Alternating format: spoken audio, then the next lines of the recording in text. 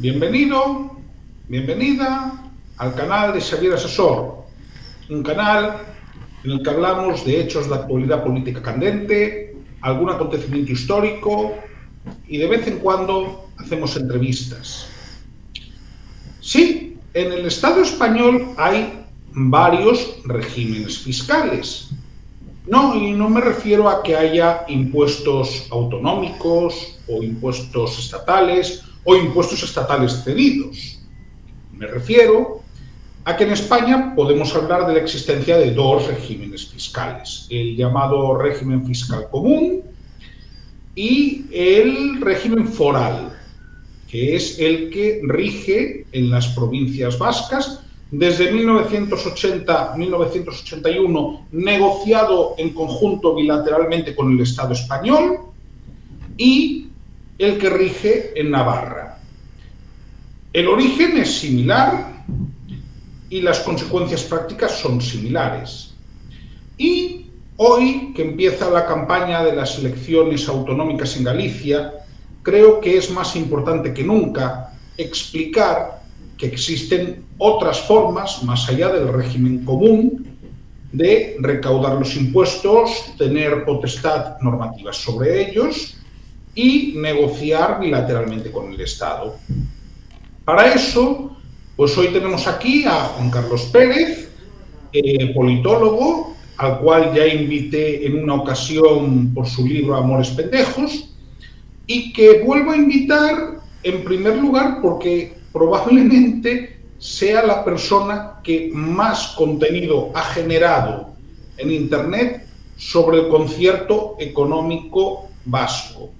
Tiene una auténtica enciclopedia, y digo enciclopedia audiovisual sobre ello, en su canal, el canal de Juan Carlos Pérez, que además está distribuida en distintos capítulos. Incluso ha generado contenidos en inglés sobre el concierto y aún más, ha tenido la posibilidad de entrevistar en su canal a Pedro Luis Uriarte, que fue el consejero de Hacienda que en su día negoció con Adolfo Suárez el restablecimiento, mejor dicho, del concierto económico para las 3 provincias de la Comunidad Autónoma Vasca. Entonces, un poco, ya te he presentado, Juan Carlos, muchas gracias por estar aquí. Y nada, yo empiezo preguntándote y preguntando desde la perspectiva de un no vasco, que es el concierto. Sí, quizá antes que eso, pues agradecer el estar por aquí. Evidentemente agradecer a Pedro Luis, en cuya inspiración no hubiera sido posible muchas de las cosas que hemos hecho en el canal, incluyendo la enciclopedia. Hace ya más o menos 10 años que tengo una relación más o menos directa a través de redes sociales, aunque una presencial. Y por lo tanto, a Pedro Luis, el homenaje desde aquí a toda su labor, no solamente como consejero, sino también en el banco, que sufrió bastantes vicisitudes, como todo el mundo que busque la hemeroteca podría descubrir. Y evidentemente, en este punto hay que hacer el agradecimiento al anfitrión, diciendo a la gente, suscríbanse, denle like, hagan discusión, comenten y evidentemente abran la posibilidad para que este canal pueda ir más lejos de lo que ahora está, porque corresponde al esfuerzo ya hecho. El concierto económico vasco es un sistema completo de hacienda, de recogida de impuestos, pero también de su gestión, y por lo tanto es un sistema completo, distinto, completamente distinto. Viene evidentemente del sistema foral, tradicional, histórico. En el caso del señor Vizcaya tenemos el fuero viejo, el fuero nuevo, en siglos XV y XVI, ligado curiosamente a los reyes católicos, que en teoría fueron los generadores de la unidad, pero defensores de aquellos que le apoyaron. Y el señor Vizcaya apoyó en primera hora en aquella guerra civil a Isabel la Católica. Por lo tanto, la historia es prolija, pero seguramente será más interesante para la gente que nos vayamos al siglo XIX directamente. El siglo XIX en el que la PEPA, la Constitución de Cádiz de 1812, es la que parte aguas. En 1808 había habido un representante del señor Vizcaya en la Convención de Bayona, Juanjo Yandiola, que introdujo una disposición de defensa de los derechos forales. Pero en la Constitución de Cádiz no aparece nada, porque a semejanza de lo que ya había pasado en 1640 con el conde duque de Olivares, la idea era tratar de establecer un sistema impositivo omnicomprensivo para todo el Estado, para que se centralizara la recogida de impuestos y a partir de ahí se pudiera gastar el Estado en lo importante, por ejemplo en defensa o en otros capítulos. Evidentemente esto choca con el hecho tradicional que se decía, las provincias exentas, que se decía, claro, no es que no pagaran impuestos, porque ese término se podría decir actualmente de los vascos y de los navarros, como no pagamos a la agencia estatal del Estado, por lo tanto no pagamos impuestos, se supone. Pero claro, a la hora de pagar la renta todos los años, evidentemente, si a un vasco le dices, es que no pagas impuestos, pues igual te suelta un soplamocos ahí bien grande, del estilo de los de Urtain, ahí con la mano, a mano amplia. Con lo cual estas cosas tenían que ver con que no se pagaban los impuestos a España, sino se pagaban en el señorío, o en Guipúzcoa, en Álava, en Navarra, en los territorios vascos. Y evidentemente en el siglo XIX ocurrió la guerra carlista, la primera. Ocurrió el hecho del abrazo de Vergara, que tiene su historia. Ocurrió el hecho de la primera ley abolitoria, de 1879. Pero la ley abolitoria era necesaria en la forma de desarrollo posterior en un contenido específico. Por eso Navarra en 1841 llega a un acuerdo como es la llamada ley paccionada, para transformar lo que era un reino en una provincia, sí, pero con algún derecho foral por ahí. En el ámbito de Vizcaya, Guipúzcoa y Álava se habló de un periodo neoforal hasta el año 1876, con un sistema que estaba un poco en el aire, porque la foralidad en teoría había sido limitada, era un poco más amplia, una forma de manga ancha. Tenían miedo porque había habido más pronunciamientos que llevaban a ciertos golpes de Estado, guerras civiles, cambios de constitución. El llamado gobierno de O'Donnell, el largo, duró 4 años. El gobierno largo, como serían los demás. Luego llegó la segunda guerra carlista, el maestrazgo. Luego llegó la tercera, y ahí se concatenaron un montón de elementos. La guerra en Cuba, el cantonalismo, la situación república-monarquía, con Amadeo de Saboya, luego la Primera República, y también la guerra carlista, que en principio era más religiosa que otra cosa. Era más de defensa de la religión, y no tanto de la religión, sino los derechos y prebendas que tenía la Iglesia Católica ligados a la religión, educación, temas patrimoniales. Pero mucha gente le tenía ganas a la foralidad, hasta el punto de que llega la segunda ley abolitoria en 1876, y con esa ley abolitoria hay que hacer algo, porque evidentemente lo que les interesaba eran 2 elementos: el pago de impuestos, la contribución anual asegurada de unos impuestos desde el País Vasco, y las quintas, la milicia, cosa que probablemente yo fui de los últimos, a los que le pudieron llamar a quintas, y por estudios, pues prórroga, hasta que llegó Aznar y, bueno, Agur Benur, y aquí se terminó todo. Por lo menos hasta ahora, no se sabe el futuro. Está suspendida, técnicamente la milicia está suspendida. Podría retomarse en cualquier momento. Y por lo tanto, había que hacer algo, porque los impuestos, la administración del Estado no tenía ni idea de qué administrados había en el País Vasco, porque jamás había tenido ningún tipo de administración sobre el terreno. Eran las diputaciones. Tengo entendido, y esto creo que es muy importante para entender lo que pasa y el acuerdo al que se llega, que si no recuerdo mal, el acuerdo del primer concierto es de 1878. Sí, eso iba a decir, que se hizo un pacto especial con los vencedores, con los llamados liberales, de exención de impuestos de 8 años.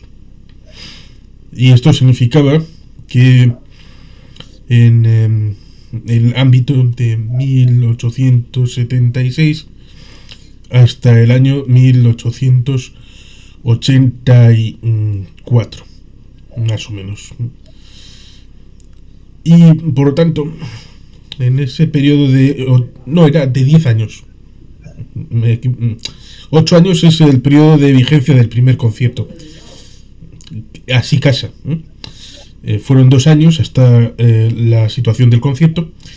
Y esos 10 años de exención de impuestos recuerdan, por ejemplo, a los 500 años de exención de impuestos que el pueblo de Francia supuestamente otorgó al pueblo de nacimiento de Juana de Arco. Evidentemente esto luego las cosas cambian, vienen otra gente y dice, bueno, esto lo hizo mi antecesor y por lo tanto esto no vale. Pero sí, se hace un acuerdo para la exención de impuestos, cosa que era el tributo a los vencedores. Y como no se sabía, se hace el acuerdo para ese primer concierto el día 28 de febrero de 1878 en un decreto. Tiene la figura de decreto con una introducción muy larga, una exposición de motivos absolutamente prolija, para luego una parte dispositiva muy pequeña. Había mucho que explicar a la hora de establecer eso, pero se olvida la gente que Navarra tuvo mucha importancia. Son, como diría Pedro Luis Uriarte, dos gemelos univitelinos bien enlazados, porque el año anterior, en 1877, había habido un acuerdo Tejada-Baldosera que reformaba el convenio e incorporaba el tema de la aportación, con lo cual esa formulación fue la que Cánovas del Castillo asumió para incorporarla al País Vasco. Hay un matiz también creo importante para ponernos en contexto. Está el precedente foral, pero también hay un detalle importante. En 1878 no se ha desarrollado la siderurgia en Vizcaya ni la industria en Vizcaya. Eso creo que es ya de la última década del siglo XIX, ¿no? Es anterior. Estaba trabajándose en ello. Había ya, ahora diríamos, partnerships o algo parecido, de dinero en parte vizcaíno, en parte belga, en parte francés. Luego llegarían los británicos, de compañías mixtas, que a mediados del siglo dieron lugar al Banco Bilbao. Luego darían lugar al Banco Vizcaya a comienzos del siglo XX.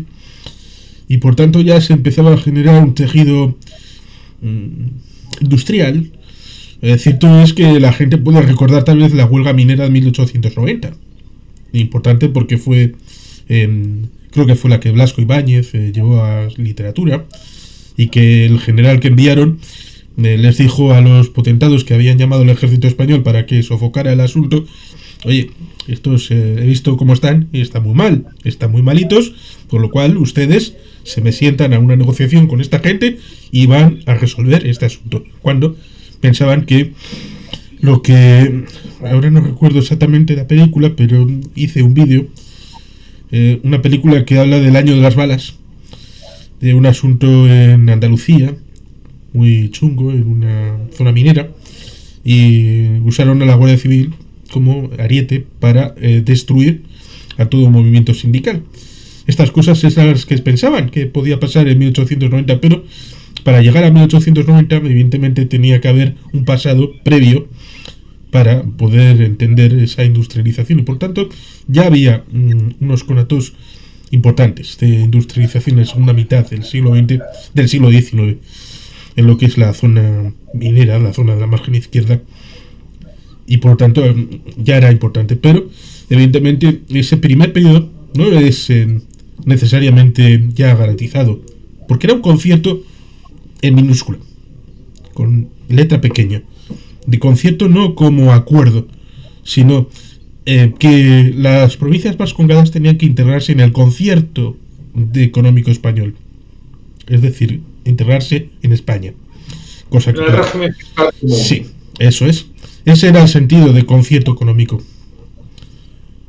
Y en esos 8 años de elemento provisional, en teoría para acompasar a ese régimen común,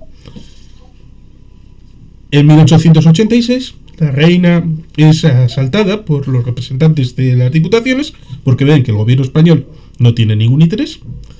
La reina, que tiene una estatua en San Sebastián bien ganada, le dice al gobierno: esta gente ha trabajado bien, ha sido leal, ha hecho bien los deberes. ¿Quieren ustedes meterse en una nueva guerra carlista? Por amor de Dios, sean sensatos, den a estos vascos lo que piden y sigan adelante. Habla, supongo, de la reina regente María Cristina. Sí, la reina regente. Bueno, algo tendría que ver el hecho de que venía del Imperio Austrohúngaro. Entonces, sabía también lo que era estar en una monarquía plurinacional. De hecho, en aquel momento ya era una monarquía dual, ¿no? Aunque había muchos más pueblos. Pero quizás ese elemento también influyó el tema de que creo que pasaba el verano en Donosti. Sí, eran los tiempos del Palacio Miramar y todo aquello, que está hermanado curiosamente con la forma de construir con el Palacio de la Magdalena en Santander.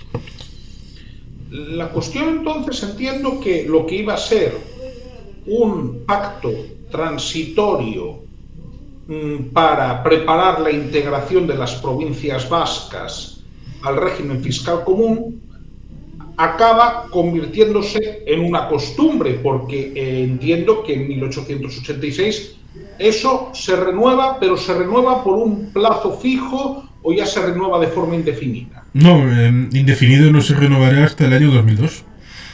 Siempre ha habido plazos. Claro, pero es lo que decimos siempre. Esto es igual que, por ejemplo, si una persona no tiene la propiedad de algo, esa propiedad no es conocida, pero lo está utilizando durante X años, eso acaba generando un derecho. Sí, y además que el sistema ha variado a lo largo del tiempo, porque en aquel momento era... El Estado pedía: a mí dame un alzado, un tanto de X, de pesetas, lo cual resulta interesante porque seguramente cambiará la percepción de algunos el hecho que diga que la unificación monetaria española se produce en 1869. Sí. Es decir, solamente hubo 130 años de unificación monetaria en España. Con la peseta, que además es un nombre catalán. Sí, venía de Cataluña, la moneda. Con lo cual, eso da una idea de que ciertas cosas que se dan por hechas desde siempre, como el himno, como la bandera, como la moneda, son elementos que no tienen tanto tiempo. No, el himno, que es una marcha de granaderos, no es otra cosa. Si no recuerdo mal, es de la segunda mitad del 18, que se tocase. Ahora bien, la bandera no la oficializan hasta bien entrado la primera década de 1900.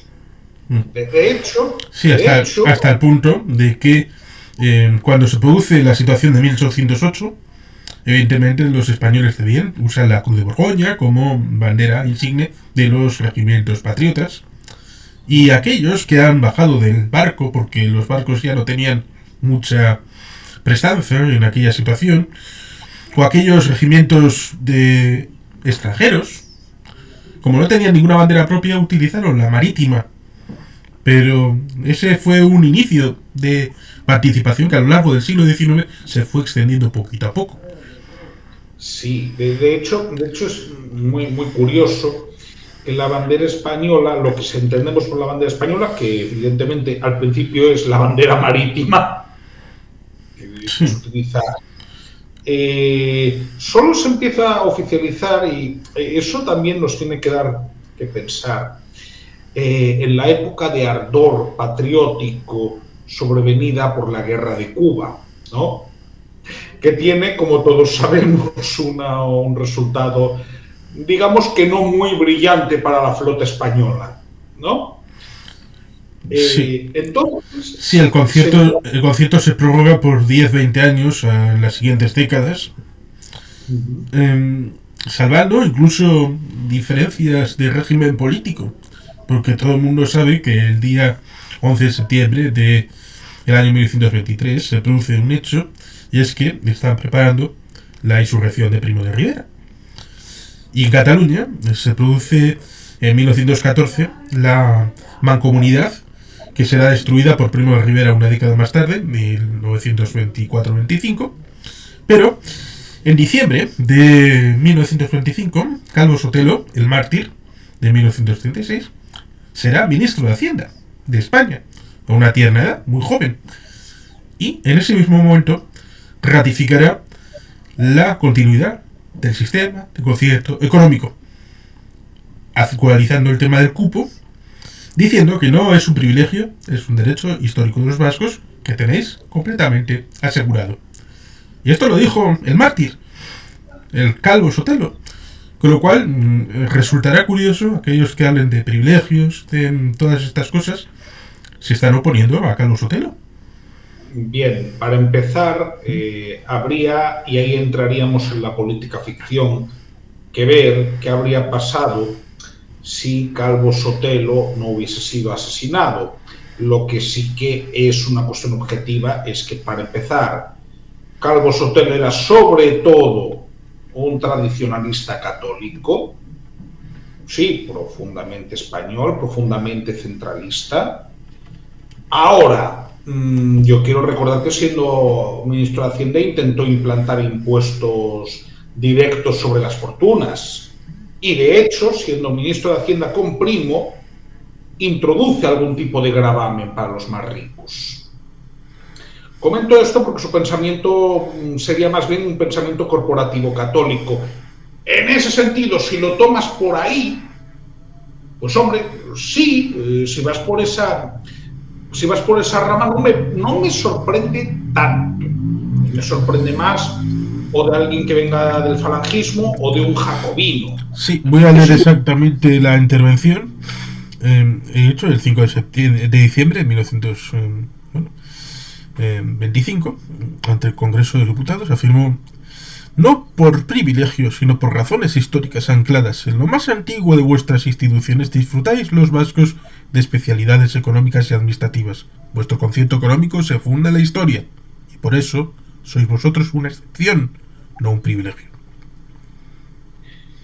Efectivamente, de hecho, he podido escuchar yo alguna vez también esta intervención, porque la has comentado en tu canal. Está muy bien además recordarla, ¿no? Porque con cierta frecuencia se comenta, ¿no? Precisamente si esto es un privilegio. Y no, sí. Realmente es que además no es un privilegio, porque eso es un acuerdo que viene de una derrota militar. Sí, la derrota de la Tercera Guerra Carlista, incluso el rey Alfonso XIII al frente de las tropas, cosa que no sucedió en las anteriores, porque era Espartero el que estaba, luego llegó el abrazo de Vergara, Maroto Espartero, pero la reina, que era muy joven, pero la regente, estaba en Madrid haciendo sus cosas. Somorrostro dio un discurso muy duro en 1875, el rey Alfonso XIII, que prelude la marea contra el sistema foral, que será lo que llevará a la abolición en 1876. Evidentemente, hay elementos que siempre están pululando alrededor.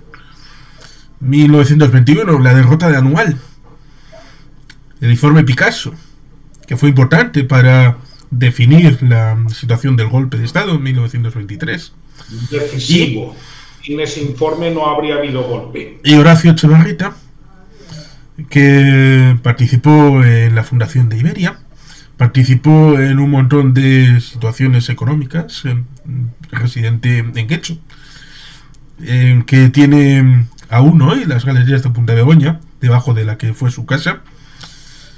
Invirtió parte de su fortuna en liberar a los soldados españoles que estaban en las manos de Abdelkrim. Y por tanto eso incide en parte en entender por qué el régimen de Primo de Rivera pudo ver con buenos ojos cómo estos vascos pudieran renovar el sistema de cupo cuando tocaba. Sí, sobre todo teniendo en cuenta que Juan March era el que le vendía las municiones a Abdelkrim. Entonces había que compensar por algún lado. Sí, esas cosas tendrán luego su reverberancia, porque parte de los técnicos de Hacienda que renovaron el concierto en 1925, serán los que sabrán dónde incidir en sus baterías contra el concierto cuando lo quiten después de la toma de Bilbao en 1937. Y Juan March será pirata al servicio de Franco. Sí, bueno, de hecho es Juan March el que le alquila el Dragon Rapid, es el que le da garantías de que si la cosa sale mal puede estar exiliado en Londres sin problemas, es el que acaba de animar a algunos generales que se lo estaban pensando, es luego el que monta la operación Caballeros de San Jorge a través del Foreign Office. Es decir, lo de Juan March siempre me ha parecido algo fascinante en el sentido de que, aunque era un hombre de negocios y que estuvo toda su vida pensando en hacer negocios, realmente tuvo una importancia decisiva en la política española de los años 20, 30 y 40. Y vuelve a ser lo mismo porque la negociación del 25 del concierto, el del 27 es la del convenio, con los mismos parámetros.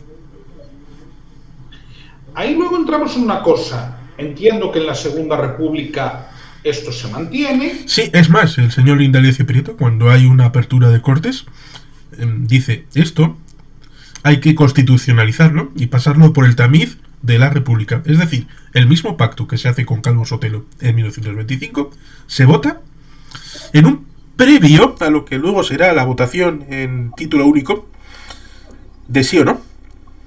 Se vota en la Cámara Republicana y sale adelante y ya está incorporado al sistema. Lo cual resulta curioso porque jamás se habla del concierto económico en una explicación de la República, ni siquiera en el País Vasco.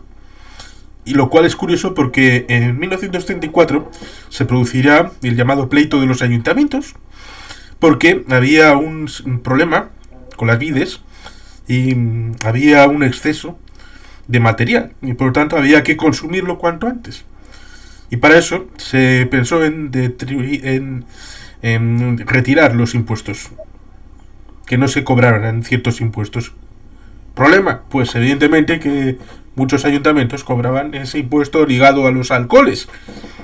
Y por tanto, cuando en una institución como el municipio, que era muy importante, la única elegida democráticamente en aquella época, le quitabas una parte importante de sus ingresos y estabas atacando el sistema financiero, el sistema de hacienda pública. Y por tanto estabas atacando el sistema de concierto. Lo cual resulta curioso porque en buena medida la historiografía española unifica los dos asuntos más conocidos de la época, como es la rebelión de octubre con esta situación con los vascos, sin tratar de explicar qué pasa una cosa y otra. La mezclan, dicen como si fuera lo mismo, y luego cuando nos encontremos con vascos en la cárcel, prácticamente toda la organización del PNV en Vizcaya entra en la cárcel, hasta el punto de que dicen que en Vizcaya solamente hay un bachoqui abierto, que es el bachoqui de la Rínaga. La Rínaga era la cárcel, es decir, el bachoqui era la cárcel. Ahí estaban los líderes del PNV. Y luego estará lo de Tarradellas, no de Tarradellas, no, Pines. Sí, con Pines. Sí, el Lluís con Pines, sí. Pues cuando haya que liberar a todos, a los concejales y alcaldes y a Companys, se hará un decreto único en 1936. Justo después de las elecciones y ya firmado por Manuel Azaña. Sí. Pero de hecho hay una cuestión. Ya nos queda claro que la rebelión de octubre son en realidad 3 rebeliones distintas, porque hay una rebelión en Cataluña con unos objetivos específicos. Hay rebelión en Euskadi por unos objetivos específicos vascos. Y es que es más, es que la rebelión en Euskadi no es en octubre. Es antes. Es en agosto. Sí, pero... Es decir, que ya estaba, el asunto ya estaba cerrado en octubre. Pero tratan de unificarlo para presentar como que los vascos se suman al tema de octubre.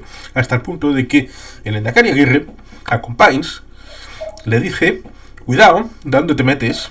Porque esto no es de Cataluña. Esto no es un asunto nuestro. Esto es una rebelión de las izquierdas españolas. Y esto se lo dice Aguirre. Correcto, hombre, ya saben, vamos a ver. Yo he podido leerme la crónica que hizo Josep Pla, que estuvo de periodista de la Veu de Cataluña durante toda la Segunda República en las Cortes, y vamos a ver lo de las armas en un puerto de Asturias, no recuerdo ahora cuál. Eso ya se sabía antes. Que el Partido Socialista estaba organizando eso se sabía antes, y que era una rebelión para intentar desplazar del poder a las derechas, que se utiliza como casus belli la entrada de la CEDA en el gobierno, también se sabía, pero es que en las propias crónicas, días y semanas antes, te sale. Es decir, ¿qué sucede? Lluís Companys, de cuyo nacionalismo catalán habría mucho, pero mucho de qué hablar, pero este no es el tema, sí. Ve que hay una situación que él intenta de alguna manera, digamos que dirigir en la cresta de la ola, y por eso hace la declaración del Estat català, que, ojo, es un Estat català dentro de una República Federal Española, que eso está por debajo de lo que había proclamado Francesc Macià el 14 de abril, Sí, que eso me da la oportunidad para remarcar un pequeño hecho que era importante, y es que cuando Aguirre es elegido alcalde de Getxo, la primera cosa que hace, recordando que en 1918 ha habido un intento a través de la Diputación de Vizcaya con Sota y Aburto de establecer un marco general a las 4 provincias forales. Entonces no eran forales, pero se entiende el concepto. Me refiero a las 4. No salió, porque no era el momento, no hubo posibilidad. Liderada por el PNV, aquella diputación de 1917-19, Aguirre trata de recordar las juntas generales que eran depositarias de los representantes de los municipios. Ha habido unas elecciones municipales y, por tanto, los municipios se irían a hacer presentes en Guernica para solemnizar la idea de actualizar el autogobierno en forma de estatuto de autonomía.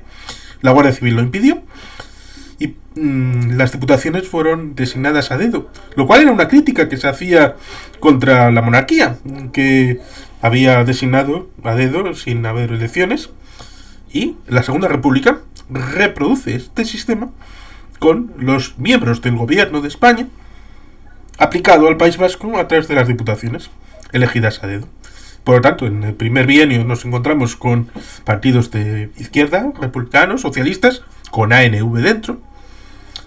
Y luego, en el segundo bienio, nos encontramos con gente de los radicales de Lerroux, alguno de la CEDA, por ahí, que tiene escasa implantación. Y por lo tanto, ahí tenemos ese momento, en 1934, en donde ellos quieren luchar por esos ayuntamientos.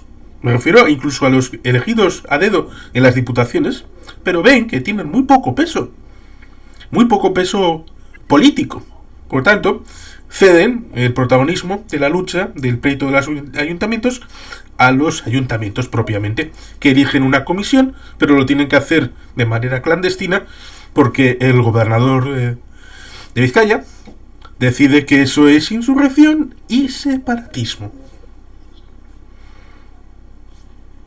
Es curioso, en Cataluña, después de los hechos del 6 de octubre, sí que,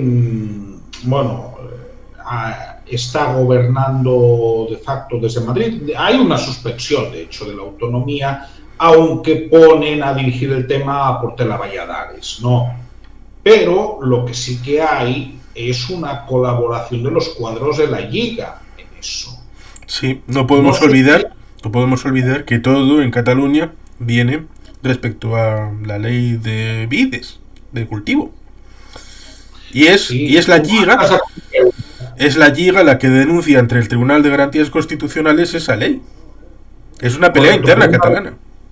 Claro, por una razón, sí, y es tal cual. De hecho, el conflicto viene de ahí. Vamos a ver, la Lliga Regionalista estaba representada y representaba los intereses del Instituto Agrícola Catalán de San Isidro, que básicamente eran los propietarios, pero ya de una cierta importancia. No estamos hablando tanto de pequeños propietarios. Mientras que la Unión de Rabasairas y Esquerra Republicana básicamente defendían los intereses de los aparceros, ¿no? Básicamente de aquellas personas que tenían un contrato de enfiutesis, ¿no? Que en Cataluña funcionaba a través de la llamada rabassa morta, que es el ciclo de vida de la vid, para que nos entendamos, ¿no? El contrato duraba lo que duraba la vid. ¿Qué pasa? Cuando viene la filoxera a finales del siglo XIX y a principios del 30, las situaciones cambian mucho, muy rápido. Mientras que el contrato de enfiutesis tradicional que había en Galicia, y que por cierto dura hasta 1926, 1927, y viene de la Baja Edad Media, que era el foro, garantizaba el uso de la tierra y el usufructo de la misma durante la vida de 3 reyes. Claro, esto es importante porque durante el siglo XVII solo hubo 3 reyes en España. Hay 3, hay Felipe III, IV y Carlos II. En un siglo hay 3 reyes. Entonces, estas cosas son importantes. Ahí entraríamos, que en algún día te lo voy a preguntar y te voy a hacer una entrevista sobre ello, sobre el régimen tradicional de tenencia y propiedad de la tierra en Euskadi, ¿no? Lo que pasa es que ya nos vamos a la Segunda República y nos vamos a lo que para mí es la situación más grotesca de la historia del sistema del concierto, ¿no? Y es la mutilación del mismo en función de lo que para el franquismo era lealtad o traición. O dicho de otra manera, porque es una inversión de los términos. El golpe de Estado del 18 de julio vence en Navarra, entre otras cosas porque uno de los dirigentes, el dirigente, estaba en Iruña, Emilio Mola. Sí. Sí, ahí tenemos una historia bien interesante con Fortunato Aguirre, que fue fundador de Osasuna, miembro del Naparburu Batzar, alcalde de Estella Lizarra, amigo de Manuel Irujo, por supuesto, y que supo de las reuniones clandestinas de Mola. Les tenía identificados en el monasterio de Irati, creo que era. Incluso con la policía municipal llegó a rodear el edificio, llamando al gobierno de España, al primer ministro entonces, diciendo, ¿le entro y les arresto? Y como allí el gobierno de España pues falló, pues en septiembre sería fusilado. Él y sí, parte de su familia. El propio Domingo Batet, que fue el que bombardeó el Palacio de la Generalitat, mandado por el gobierno de Lerroux, fue también días antes a entrevistarse con Mola porque no se fiaba de él. Bueno, evidentemente tenía motivos más que fundados para no fiarse de él, ¿no? El caso es que el golpe, en un primer momento, triunfa en Nafarroa y entiendo que triunfa también en Araba. Sí. Camilo Alonso Vega logra físicamente controlar la ciudad de Vitoria, y en aquellos tiempos controlar Vitoria era prácticamente controlar Araba. Entonces, ahí hay una cuestión. La primera, y ya sé que esto quizás se va un poco del tema concreto del concierto y el cupo, pero creo fundamental decirlo para romper mitos y mentiras históricas. ¿Cuál es la posición de Eusko Alderdi Jeltzalea en Nafarroa el 18 de julio y en Araba? Tratar de salvar vidas. Porque la amenaza fue directa, incluso en alguna carretera que sale de Vitoria en dirección hacia Nafarroa, hubo sacas de gente del PNV.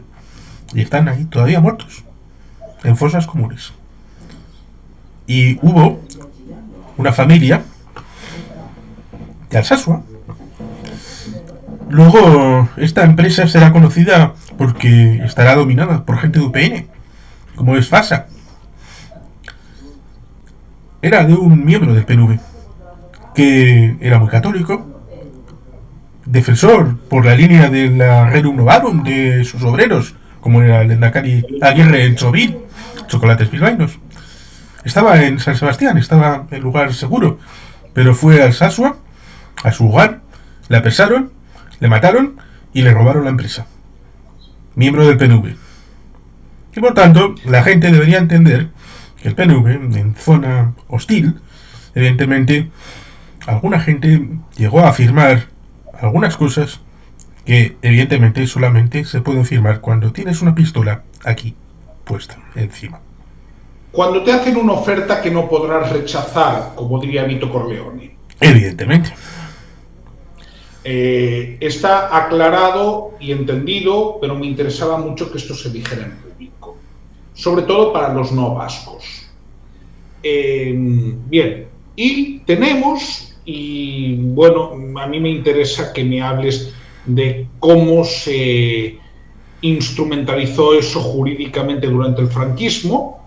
Sí, básicamente en 1937 sucede la declaración de Areilza, el que luego será el adalid de ciertas cosas en el 76. El liberal. Sí, pues el discurso... Vaya si lo han sido vencedores y vencidos, sí, cuando entran las tropas franquistas en Bilbo. Sí, diciendo que había sido conquistada a sangre y fuego, la virilidad española se había impuesto, unas cosas que resultan interesantes de leer, y poquito después hicieron ese decreto diciendo que Vizcaya y Guipúzcoa enteras eran provincias traidoras al alzamiento y al movimiento nacional, lo cual para mí es un orgullo y una medalla, porque solamente Vizcaya y Guipúzcoa fueron democráticamente designadas como gente leal al sistema político vigente. Esto, evidentemente, tiene sus consecuencias porque quitaron el concierto económico a Vizcaya y Guipúzcoa y durante 40 años prácticamente no pudieron estar en el común sistema, hasta el punto de que Álava era evidente en infraestructuras, en carreteras en concreto, cuando se transitaba en los años 60, dónde terminaba Vizcaya y dónde empezaba Álava. Eso sí, con un sistema que luego fue actualizado con el franquismo, de aquella manera, claro, en 1952, porque cada 25 años había que actualizarlo. Habíamos hablado de 1925. Era un concierto que era 3 conciertos y 3 cupos distintos. Cada provincia tenía el suyo. Eso sí, evidentemente se entendía que por un lado estaban los vascos y por otro los navarros. Pero era el pago de cada cupo de cada territorio aparte. Por eso, en parte, fue más posible desgajar a 2 respecto al tercero, respecto a Álava, que renueva en ese 1952 su concierto para otros 25 años, que terminará en 1977. Claro, pero ahí hay una cosa. Primera, entiendo que ese concierto implica recaudar los tributos soportados en el territorio, pero implicaba también capacidad normativa sobre ellos durante el franquismo. No. Evidentemente era supervisado por la Hacienda española. Efectivamente, era un concierto, sin más, era simplemente recaudar. Sí. De todas maneras me consta que las diputaciones forales, en el caso de Navarra creo que había un consejo foral, me puedes corregir si estoy equivocado, durante el franquismo, pero, hombre, la diferencia de recursos era evidente porque incluso creo que Navarra tenía algo parecido a un cuerpo policial de carreteras. Araba tenía los miñones, que ahora creo que están integrados en Erchancha. Sí, resulta curiosa esa historia porque el cuerpo foral de policía en Navarra surge en 1928, precisamente para defender las carreteras. Y en 1962, el franquismo, por razones que no llego a comprender, le quita la competencia de carreteras a la policía foral. Lo cual resulta curioso, porque son los años 60 ya, era en teoría otro ambiente, pero arbitrariamente se lo quita y ahora ha sido cuando la policía foral ha recuperado la competencia de tráfico. En 2023. Gracias a muchos acuerdos, específicamente el Grupo Vasco en el Congreso, Aitor Esteban.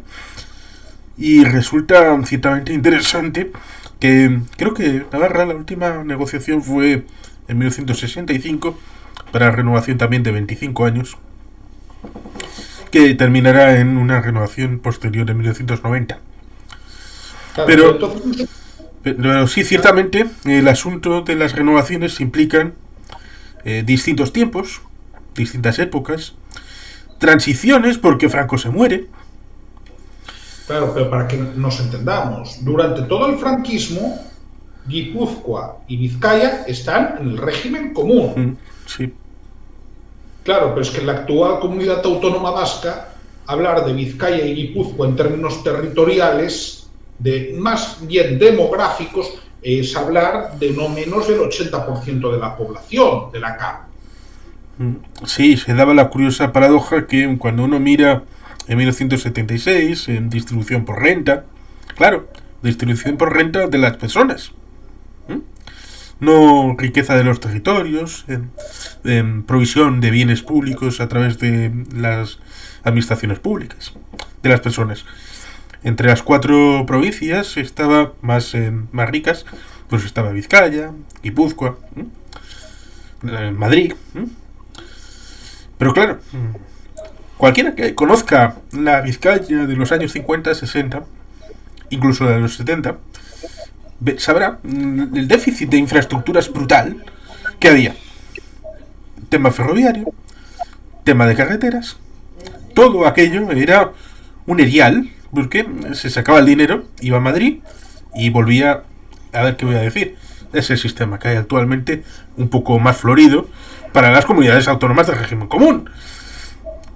Hablaremos de ello. Y por lo tanto, sí, y por lo tanto, era un sistema que beneficiaba a España y perjudicaba a Vizcaya y a Guipúzcoa como territorios en donde resulta curioso porque hay algunas estadísticas que he visto respecto a el índice de riqueza relativa en donde puede uno ver que durante el franquismo no fue beneficioso para el País Vasco. Hubo una estabilidad decadente porque uno debe entender que cuando establece una riqueza producto de un sistema cerrado, eso no incentiva la innovación, no incentiva la renovación de equipos. Y por tanto, cuando se termina el franquismo, hay mucho material obsoleto en industrias del País Vasco. Y eso lastra el potencial de muchas industrias que luego hubo que hacer un trabajo titánico en los años 80 en los diferentes gobiernos del País Vasco. Claro, ahí ya nos metemos de hoz y coz en la transición. El PNV gana ya en Euskadi en las primeras elecciones generales, gana también las primeras elecciones al Parlamento Vasco en 1980. Fue en 1980. Sí, en marzo de 1980. No sabía que, bueno, el voto del estatuto es unos meses antes, pero quería confirmar. Sí, el 25 de octubre de 1979. Correcto. Y pasa a ser Lehendakari Carlos Garaikoetxea, se nombra como consejero de Hacienda a Pedro Luis Uriarte, y bien, aquí lo que está claro por parte de los vascos es que no es de recibo que siga el castigo, porque además le podemos llamar así, es un castigo que padecían las provincias de Vizcaya y Guipúzcoa, y además se introduce otro tema, y es que el concierto sí que lo recaudarán, los impuestos los recaudan las diputaciones forales, que en Euskadi tienen mucho peso y que además, y esto para un no vasco es importante que lo sepa, son de elección directa, no son como las diputaciones provinciales de régimen común. Es decir, cuando son las elecciones municipales, los vascos también eligen las juntas generales de su territorio, en una papeleta aparte y en una urna aparte, que funcionan como un parlamento provincial. Sí, digamos que nuestras regiones son Vizcaya, Guipúzcoa y Álava, y la nación es Euskadi. En esa época de la transición, es interesante mencionarlo, hubo ya intentos de, incluso de un Ibarra que fue presidente de la Diputación franquista, que lo mató ETA. Ese ya intentó recuperar el concierto para Vizcaya. Por tanto, Me refiero a que hay gente que se demoniza y podría ser franquista, muy franquista, pero no eran malos del todo. Nadie es malo del todo, no puede serlo, aunque quiera. En esa época se restauró, en parte, el honor de Vizcaya y Guipúzcoa, quitando el preámbulo, hablando de traición y de todo esto, de aquel decreto del 37, pero no es hasta un par de años después cuando finalmente se elimina. Pero esa eliminación formal de ese decreto de 1937 no supone la retrocesión del sistema concertado de inmediato. Había que negociarlo. Y el Consejo General Vasco hizo una negociación preliminar. Bueno, para ellos no era preliminar, pero se basaba en el hecho de que en ese año más o menos se estaba renovando y se renovó el concierto alavés. Se renovó en 1976, pensando que se tenía que terminar antes de 1977, con vigencia de 25 años. Es decir, para terminar el 31 de diciembre de 2001. Y se pensó, por el Consejo General Vasco, vamos a negociar la instauración del concierto en Vizcaya y en Guipúzcoa siguiendo la metodología alavesa. Evidentemente, el PNV, el futuro gobierno vasco, el Lehendakari, Pedro Luis Uriarte, vieron que esto era absurdo porque mermaba cualquier potencial de capacidad normativa, de desarrollo autónomo, y por tanto, cuando Pedro Luis Uriarte, que recibe el encargo de negociar el concierto económico porque todo lo anterior ha fracasado, Jaime García Lloveros le recibe diciéndole: Pedro Luis, felicidades, Oriona, aquí tenemos un trabajo, y le saca el expediente de lo que ha negociado con el Consejo General Vasco y le dice: Jaime, vamos a negociar desde cero. Y ahí es donde, ahí es donde empieza el intríngulis de esa negociación. Pero primero hay una cuestión. La negociación, tengo entendido que Pedro Luis Uriarte ya la hace en nombre de los 3 territorios. Sí. Aunque luego cada uno recaude los impuestos, ya se hace de una forma conjunta. Sí, hasta el punto de que los 3 diputados generales están involucrados en la negociación. Formalmente Macua de Vizcaya era parte de la delegación. Guevara estaba por ahí, detrás. Y creo que era Xavier Aizarna, el diputado general de Guipúzcoa, que también estaba implicado. Ollora fue senador y estaba también dentro de... Y luego un diputado fue miembro, porque luego la propia delegación, parte de ella fue la que explicó en el Congreso, a través de este diputado y este senador, en Congreso y en Senado, con lo cual ya desde el inicio estaba la idea de luego el trámite que había que pasar legislativo. Se duró prácticamente un año, un poquito más, la negociación, hasta el final de el año 1980. Bueno, no, casi un año, más o menos.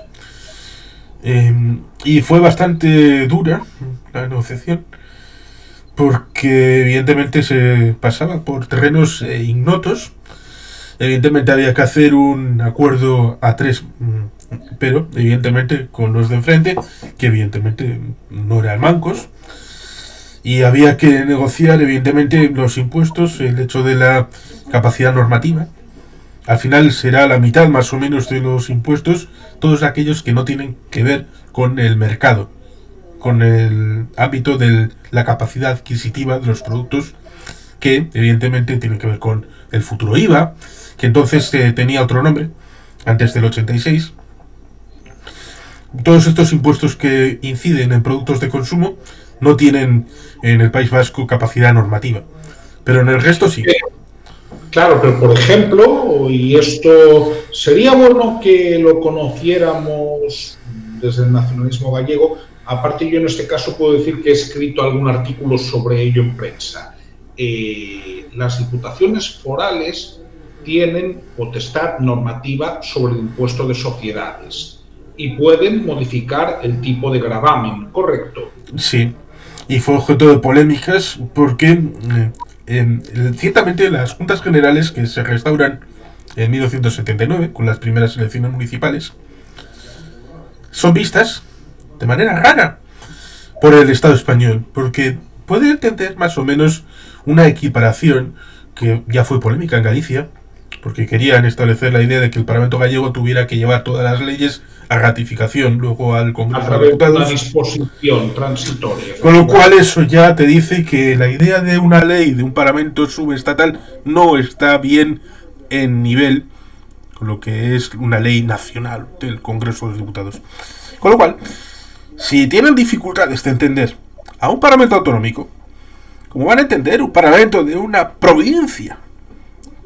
¿Cómo van a entender que tiene el mismo tránsito legislativo, tiene las mismas comisiones, el mismo trayecto, la misma forma de ejercer cómo se hace la ley, para entender que lo que sale de las Juntas Generales de Vizcaya, Guipúzcoa y Álava también es una ley? Sobre todo una ley tan importante como la referida a los impuestos, a la Hacienda. Y lo toman como un reglamento. Y por lo tanto, como un reglamento, lo podían denunciar hasta la asociación de vecinos de al lado de tu casa. Pero vamos a ver, ¿eso es un reglamento o es una ordenanza que puede hacer un ayuntamiento? Pues esa era la conceptualización que se tenía. Y sindicatos como UGT, comisiones, federaciones de empresarios de La Rioja, de Cantabria, de Burgos, pues metían denuncias contra la imposición, sobre todo de Vizcaya, referido al impuesto de sociedades. Y fue objeto de polémica y de trámite judicial.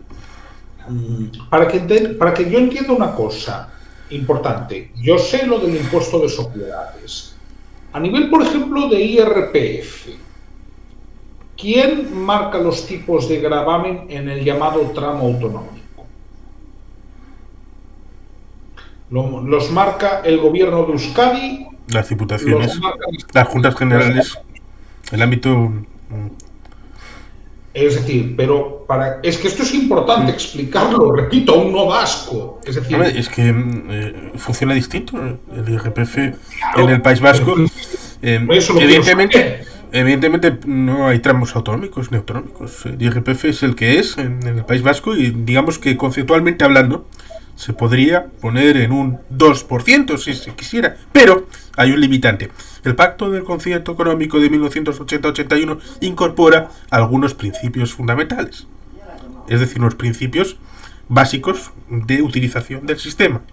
Uno de ellos es la solidaridad y otro de ellos es que el sistema del concierto generará un sistema impositivo equivalente en su globalidad al sistema impositivo en España. Es decir, que puedes detraer de algunos impuestos, pero en otros tienes que equilibrar para tener un sistema de presión impositiva global que sea equivalente en el territorio foral al territorio común. De hecho, por lo tanto es imposible que podamos bajar el IRPF al 2% en la práctica. Sí, no, sí, de hecho lo que yo tengo entendido, corrígeme si me equivoco, es que una cosa es el concierto, que es la recaudación de los impuestos, y otra es el cupo, que es lo que las diputaciones vascas y el gobierno vasco concretamente tiene que entregar al Estado en concepto de pago por los servicios que éste presta en el territorio de la comunidad autónoma vasca, ¿de acuerdo? Bueno, eso es técnicamente incorrecto. Acláralo entonces. Es técnicamente incorrecto porque no es el pago por los servicios que no están transferidos en la comunidad autónoma vasca. Es por el pago de los servicios en competencias no transferidas con independencia de dónde se ejecuten. Se paga el 6,24% como índice de imputación y luego con ese dinero, en teoría, el Estado debería de corresponder con las inversiones en el territorio foral, pero no está obligado a ello. Y eso es lo que puede suceder, y sucede siempre, que de ese 6,24 pues puede ser un 4, un 3, un 2% lo que invierte en el País Vasco, y por eso debemos entender que todas las líneas de alta velocidad que existen en España, el 6,24% ha sido financiado por los vascos, que todavía no tenemos ni un solo kilómetro en funcionamiento. Es decir, pero hay otra cosa. Tengo entendido que eso se fija en la negociación de 1980-81, creo que entra en vigor en el 81. Sí, Eh, sí, pero en una situación muy difícil. claro, Porque no y se podemos hace. olvidar el hecho de que Adolfo Suárez dimite formalmente el día 29 de enero, cuando se produce prácticamente un mes de la finalización de la negociación. Y resulta Sí, curioso, porque debería haber pasado por el Consejo de Ministros, pasó, pero luego debería haber pasado al Consejo, al ámbito del Congreso de los Diputados. Y ahí se estuvo esperando durante un mes. Durante un mes no llegó a cristalizar la votación en el Congreso para seguir el trámite legislativo, que era de acta única, es decir, como los tratados internacionales, para que entre en vigor retroactivamente, eso sí, entrará en vigor en 1 de junio del 81, con efectos a 1 de enero del año 81, a efectos fiscales. De hecho, si no recuerdo mal, y esto te lo habrá contado Pedro Luis Uriarte y tú lo sabrás, Adolfo Suárez está en diciembre de 1980 en Euskadi. No se me escapa que eso tiene que ver con las negociaciones. Y de hecho, el famoso viaje de febrero de 1981 de Juan Carlos I, bueno, esta persona de la que ahora se comentan ciertas cosas, ¿no? A Guernica estaba planteado como lo que en Euskadi se da en llamar, tiene un nombre en euskera, una especie de celebración, ¿no? Porque se venía de alguna manera a traer el tema de que se restauraban los conciertos, ¿no? Ese era el concepto de la visita de Juan Carlos de Borbón. Bueno, sus antepasados en esa sala de juntas de Guernica están en cuadros en el hemiciclo arriba, porque la ruta juradera, y aquí está un cuadro, esta es la zona de Morga, y la ruta juradera pasa por aquí, por eso lo tengo aquí, como elemento simbólico para recordar mi propio paso.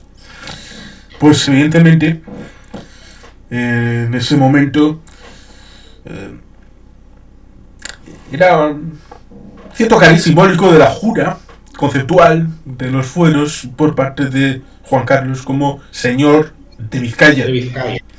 Cosa que en teoría había hecho cuando juró la Constitución. Bueno, pero una cosa... Spoiler. Tiene el título. Spoiler, técnicamente Juan Carlos nunca juró la Constitución. Porque no la pudo jurar. Juró las leyes fundamentales y los principios del movimiento. Por eso le pidió a Torcuato Fernández Miranda, por favor, hazme el tránsito de la ley a la ley para que yo no sea perjuro. Efectivamente, de hecho la ley para la reforma política es una ley fundamental. Sí, la octava.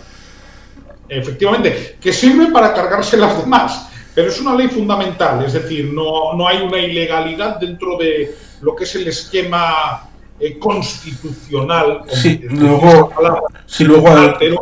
Adolfo Suárez reconocerá, porque le harán el vacío durante muchos años, estará acogido por los vascos en el año 86, 87, 88.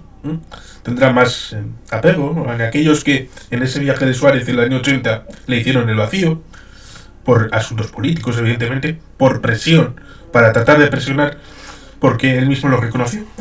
Dijo, solamente cuando me decidí a dimitir, di la orden definitiva de restaurar el concierto para Vizcaya y Guipúzcoa. Hasta ese punto... Ya no tenía coste. Claro, hasta ese punto había miedos por ahí. Es curioso, hay un tema sobre el cupo que, repetimos, no es por los servicios que da el Estado en Euskadi, sino que es por el conjunto de...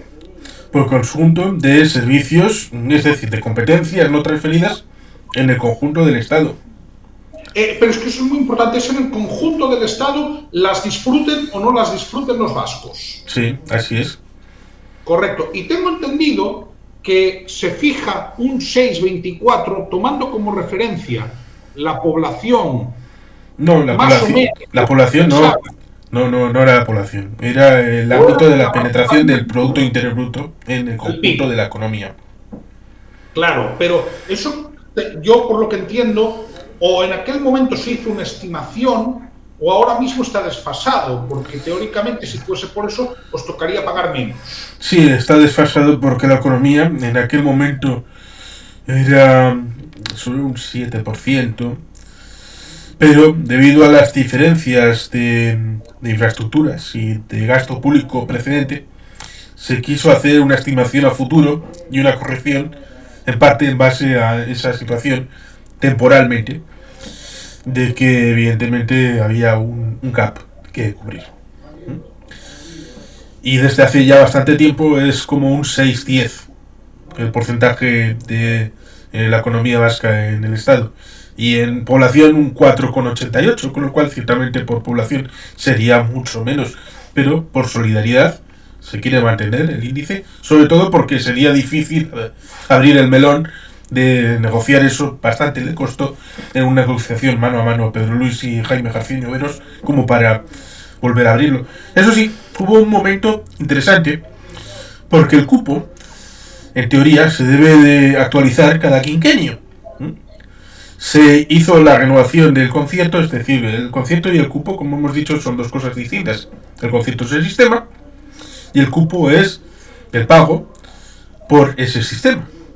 Es decir, el pago al Estado, que se hace lo primero. Las diputaciones, lo primero que hacen cuando reciben el dinero es apartar una parte para pagar el cupo, porque hay que pagarlo religiosamente, haya o no haya recaudación. Por eso es un riesgo unilateral. Tengas dinero o no, pagas al Estado. Y luego, con lo que te queda, haces políticas públicas. Por eso tienes incentivo a tratar de maximizar el dinero recaudado para poder hacer más políticas públicas. En ese año 1981 resultó muy difícil llegar a esa negociación final para entrar en el Congreso de los Diputados, y por tanto se entendió en el final de esa negociación en 1980 que era bueno establecer un cupo provisional, una ley provisional de cupo añadida a la formación, porque desde el Estado Jaime García Lloveros decía que había que hacer una ley de concierto y luego ya una ley de cupo. Visto el panorama posterior, golpe de Estado, 23F, pacto del Capó, la Loapa, habría resultado muy difícil. Con lo cual hay que reconocer a aquellos que tuvieron la visión de ponerlo junto, un cupo provisional para 1981, porque ese cupo provisional duró hasta 1988. No se pudo hacer la negociación de la actualización de la liquidación del cupo hasta los gobiernos de Felipe González, y muy entrados. Y retroactivamente se hizo la liquidación del cupo de todos esos periodos y del siguiente. De todas maneras, hay otra cosa que tú has comentado al principio, y es la institucionalización del sistema, del concierto y del cupo de forma definitiva es muy reciente. Sí, en teoría terminaba el concierto económico el 31 de diciembre del año 2001, porque se acompasó para que terminara el nuevo concierto negociado el mismo día que terminaba el Alavés. Y resulta curioso porque evidentemente el gobierno vasco de entonces, Lehendakari Juan José Ibarretxe, la consejera de Hacienda y vicelehendakari Idoia Zenarruzabeitia, lo que quería era, debido a los problemas judiciales que ya habían existido en los años 90, debido a la incorporación al sistema europeo, hacer lo lógico, que es participar en las reuniones de los ministros de Hacienda, representantes del País Vasco a nivel europeo. Esto no fue bien visto por el señor Aznar, porque no era el de la primera legislatura, era el de la segunda, con mayoría absoluta. En ese año 2002, el Prestige, la bodísima, es decir, ya caracterizamos a qué personaje en ese año estábamos. Y por tanto, le dijo que no. Durante 3 meses prorrogó unilateralmente el concierto, hasta que se llegó a una negociación y un acuerdo de que ya el concierto sería indefinido. El sistema ya sería indefinido. A partir de mayo del año 2002 entró en vigor.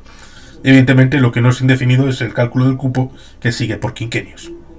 Pero con esa circunstancia de la disposición adicional de aquel pacto provisional, en donde si no hay un acuerdo, se mantiene en vigor lo que ya está en vigor hasta que no se negocia una nueva liquidación del cupo. Y por lo tanto podemos estar eternamente sin actualizar el cupo, que no pasa nada. eso es como la ultraactividad en los convenios laborales. Sí, correcto. Correcto. Es decir, en caso de que no haya acuerdo para un nuevo convenio, sigue el que está vigente. No, sería lo mismo. Pero ahí lo importante es que entiendo que en 2002 esto ya quedó reconocido, el concierto, como algo indefinido y permanente. Que hasta entonces no, se iba renovando por periodos más o menos largos, pero era aún una figura que sí se había convertido en costumbre, pero que no tenía fuerza permanente. Fue tan duro que resulta curioso porque una de las cosas que dijo Jaime García Lloveros en la ceremonia de celebración, dijo, bueno, a sus huestes, bueno, muchachos, ¿qué he aprendido? ¿Cómo habéis aprendido? Ahora cuando vengan los navarros ya tenéis la lección aprendida. Bueno, los navarros pasaron en 1990 y prácticamente calcaron el mismo sistema, solamente poniendo encima Navarra. Sí, y llamándole convenio. Aunque sí, prácticamente fue lo mismo que se incorporó con Pedro Luis en 1980, Navarra lo tuvo en 1990. Con un Carlos Olchaga, que en 1981, en el grupo socialistas, que hasta el 82 todavía tenían grupo socialista catalán y vasco, se metió con el cálculo del cupo, porque no lo veía transparente. Lo cual resulta curioso, porque viene de una posición dogmática de cierta izquierda, que simple y llanamente no ve claro el hecho de que los recursos estén en una zona territorial concreta y no en la colectividad, en esa idea de la democracia revolucionaria, del centralismo democrático, que luego permeará de la Revolución Francesa a la Revolución Soviética. Estos vericuetos curiosos de las ideologías y de los dogmas, y que luego volverá a la derecha, porque tampoco serán capaces de ver que los territorios pueden tener diferentes haciendas, hasta que llegará la sentencia de Azores, que será muy importante para el concierto. Ahí estamos un poco en lo que es la actual situación, en la cual diputaciones forales en Euskadi, gobierno de Navarra en Navarra, recaudan los impuestos, tienen potestad normativa sobre aquellos que no afectan, por ejemplo, a lo que es el precio de los bienes. El IVA, por ejemplo, no la tienen, el impuesto de sociedades sí, es correcto. Sí. Evidentemente el sistema de IVA ha tenido sus dificultades, porque ¿dónde pones el punto de que el valor añadido es exactamente en ese lugar? Por ejemplo, algunos coches que llegaban a la zona del Valle de Ayala y luego se vendían en España, y pasó también con Volkswagen. Eso sí, la negociación de Cristóbal Montoro con Yolanda Barcina fue distinta de la que tuvo que ver con los alaveses y vascos en general. Sí, intuyo que sí. Ahí la cuestión está. Sí, a unos se los perdonaron y a otros la justicia les condenó. Bueno, son estas cosas que tiene el sistema de la España de las autonomías, ¿no? Y que en España, además, el poder judicial está muy centralizado realmente, pero ya por la propia configuración constitucional que tiene, ¿no? Sí, porque evidentemente hay que mencionar las vacaciones fiscales y las mini vacaciones fiscales con Daewoo en 1993, Álava. Evidentemente hay que conocer que ayudas de Estado daban en aquellos años 90 Francia, Bélgica, España, pero evidentemente algunos tenían cierto interés en denunciar, y como tenían esa circunstancia de que cualquiera podía denunciar prácticamente, pues evidentemente lo utilizaron, y eso acabó elevando el asunto a nivel europeo.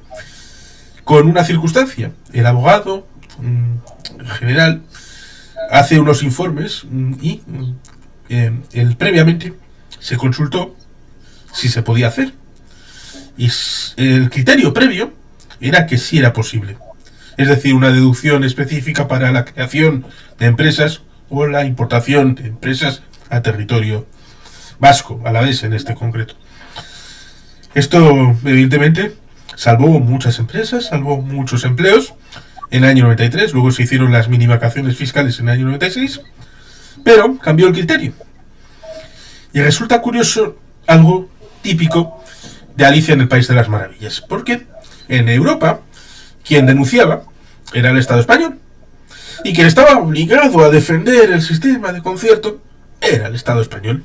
Con lo cual, el Estado español era juez, jurado, abogado, de todo, fiscal. Cuando además resulta que el propio ordenamiento constitucional español le obliga a defender los derechos forales. Era todo Una esto. Claro, claro. Ahí hay una cuestión, ¿no? Un poco ya para ir centrando hacia la recta final, y es, evidentemente, el sistema del concierto vasco es un sistema propio que responde a unas circunstancias históricas, a un pozo de la historia, me atrevería a decir, y que viene incluso antes de que se aprobase ese sistema, en 1878. Claro. Y que afortunadamente cuando llega la sentencia de Azores como un sistema diferenciado de Portugal, crea jurisprudencia a nivel europeo, que evidentemente las preguntas más básicas es, ¿tiene un sistema político propio?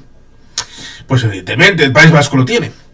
¿Tiene usted autonomía financiera separada del Estado? Pues evidentemente el País Vasco lo tiene. Y por tanto, estas preguntas sencillas, que parecen de perogrullo, ayudaron a entender que en el ámbito europeo el concierto tenía cabida plenamente legal. Efectivamente, y eso es muy importante. De hecho, en la entrevista que hice ayer por la noche y que publico mañana, precisamente hacía una reflexión relacionada con la campaña, ¿no?, de las elecciones de Galicia. Spoiler, esta entrevista se publica el viernes 2 de febrero, ¿de acuerdo? Aunque se hace algún día antes.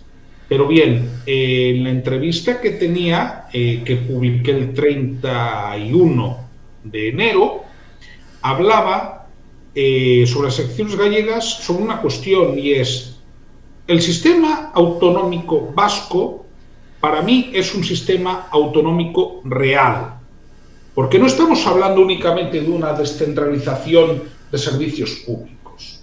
Hablamos de que también existe una autonomía financiera.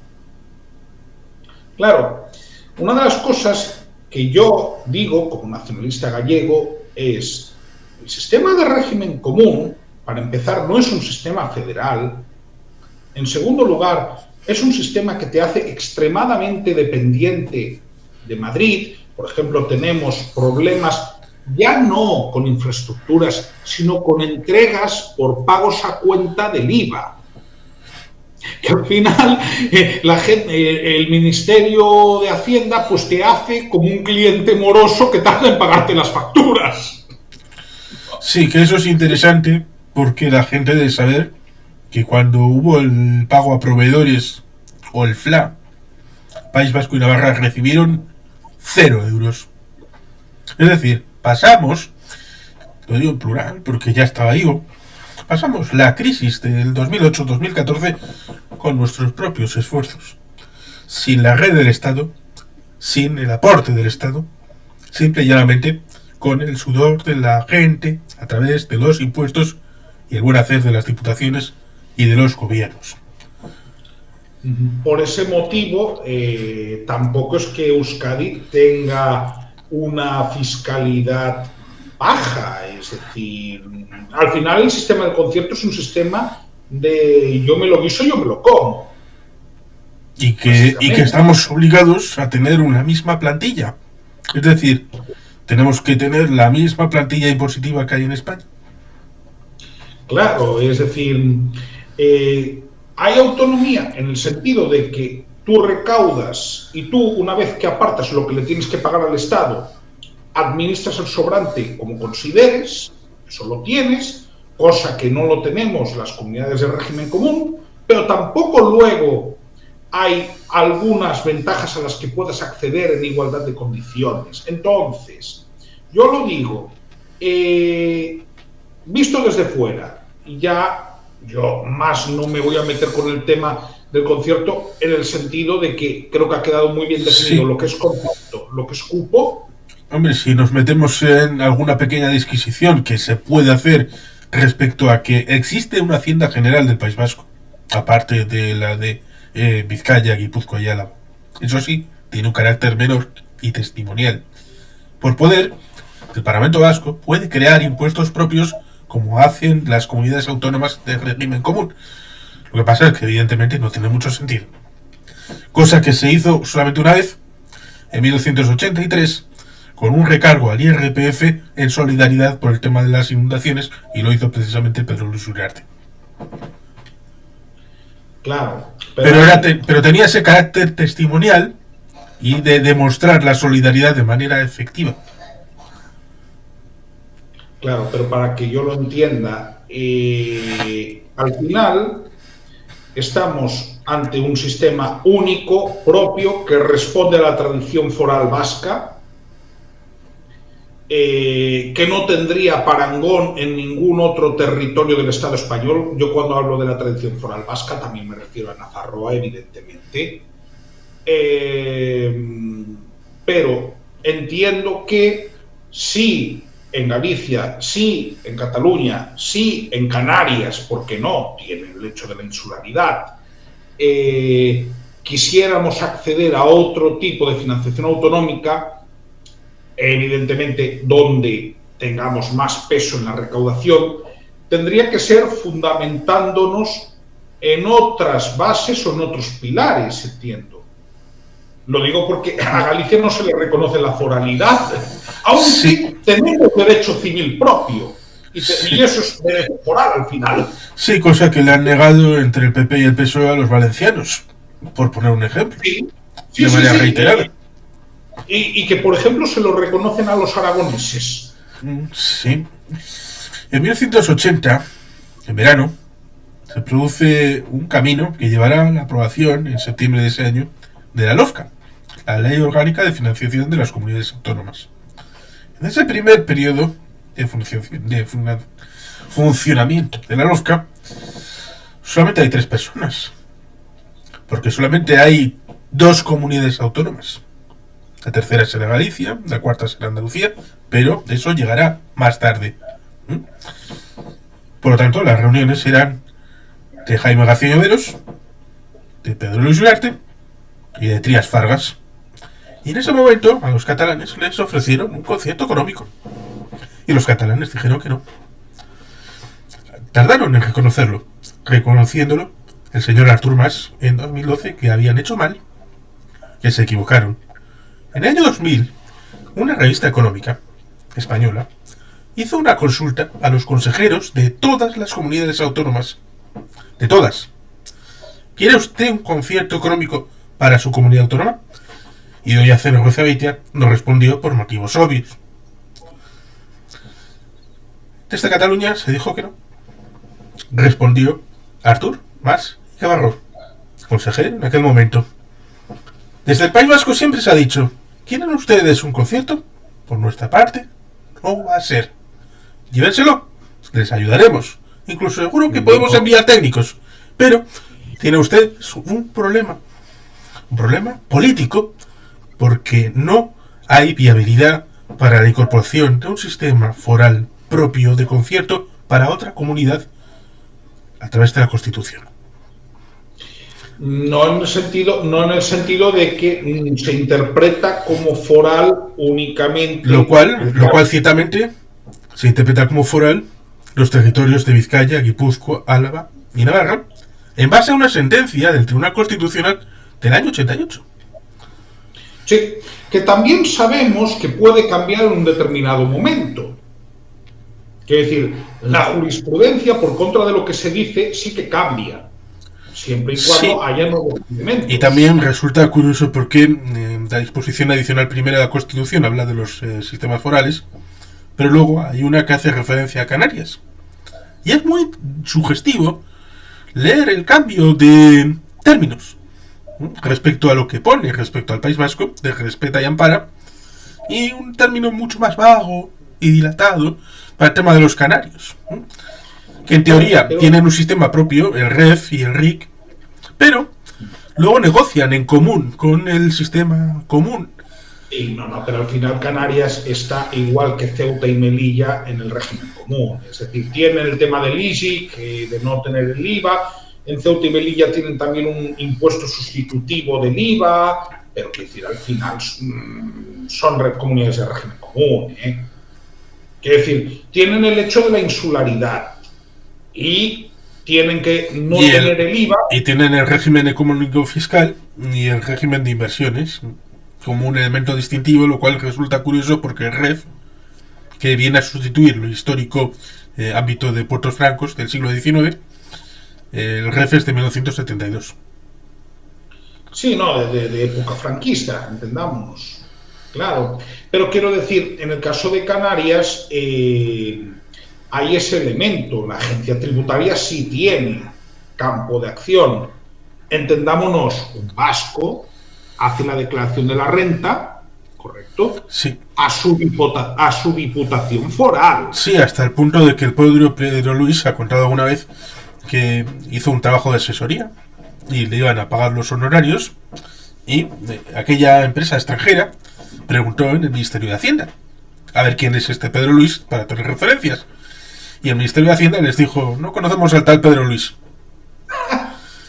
Y luego, cuando supieron, preguntaron a la Diputación de Vizcaya y entonces ahí sí le dieron respuesta. Claro. Entonces, en ese sentido, lo considero importante. Entendámonos, la disposición constitucional que dice que la Constitución española ampara y respeta los regímenes forales, si no recuerdo mal, no hace mención explícita. No hace mención explícita, pero todo el mundo sabe que la negoció en el PNV. Sí, ¿no? Y luego en el 88 hay esa sentencia que especifica que cuando dice la Constitución territorios forales se refiere a Álava, Vizcaya, Guipúzcoa y Navarra. Claro. Supongo que tratando de cortarle el paso a Cataluña.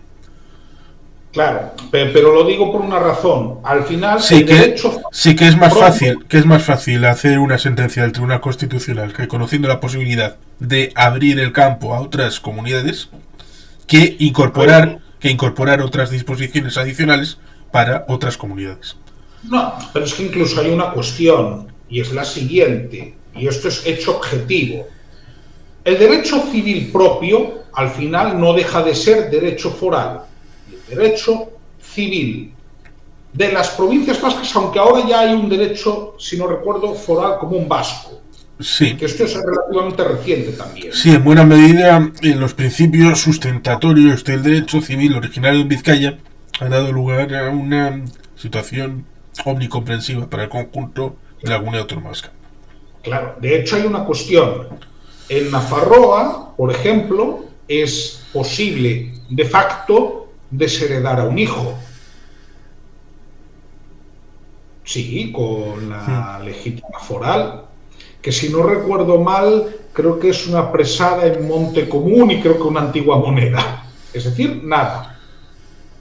Y se recurre a la legítima foral, cosa que tú no podrías hacer en el Código Civil español. Recordamos una cuestión. A efectos de sucesiones, cuando hay derecho foral, y si no recuerdo mal, lo hay en Aragón, Cataluña, Euskadi, Illes Baleares, Galicia y Navarra.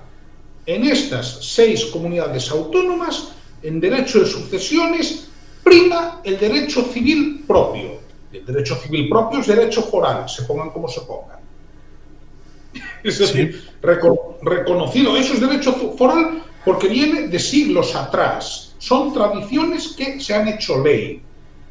Lo digo porque resulta que se reconoce el derecho foral para algunas cosas, como para heredar, o por ejemplo en la distribución de la tierra, o en Galicia los montes comunales que tienen bastante peso, más de sí, tiene importancia.